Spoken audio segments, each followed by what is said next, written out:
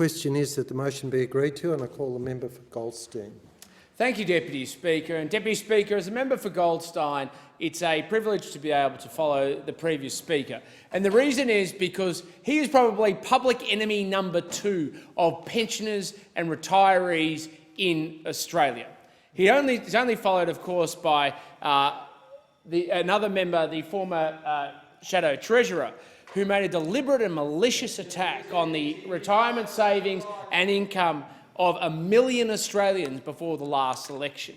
And to have them now get up here, to have them come into this chamber, to deceive, as far as I'm concerned, the public about their proposition and their objective, when in reality what they have done at every point is sought to raid the income and retirement savings of 1 million Australians, is preposterous. The reality is Australia, of course, has quite a complex tax and transfer system because we understand the importance of making sure that people have dignity and security in their retirement. We understand and making sure that people at all stages, particularly the vulnerable stages of life, get the support and assistance they live to be able to live with a sense of dignity and purpose. But we also encourage people to save and put money away for their future. We recognise that responsibility is the core of what makes this great nation great, and if people take more responsibility, they will be more successful into the future.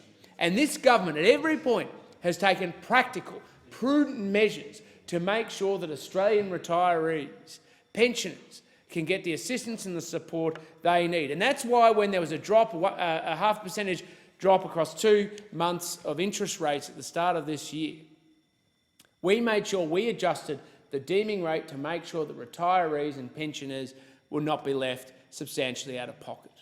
What we've made sure is that, against the backdrop of making sure we honour our election commitment to deliver a budget surplus, that we make sure that people have enough money in their wallets to be able to go out and live their lives.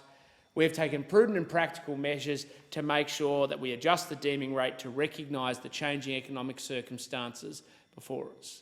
But the best thing that we can do to make sure that pensioners and retirees don't depend on adjustments of deeming rates is to make sure that there's strong economic growth so they get the money back through dividends, through their shares if they have them, that the budget is healthy and in surplus so that we can make sure we can fund a pension for Australia to meet people's expectations, and so that there's no need for an adjustment of the deeming rate in the first place. And you compare that to the proposition the Labor Party took at the last election, where they turned around to Australian retirees and said, we're not going to reward you for your sacrifice and your savings. We're going to raid and take away your overpaid tax and keep it for ourselves because we don't trust you or that you understand how best to live your life. We don't believe there should be any reward for that sacrifice. And what happened is, before the election, they ran a malicious and deceitful campaign that said that people on low incomes won't be impacted.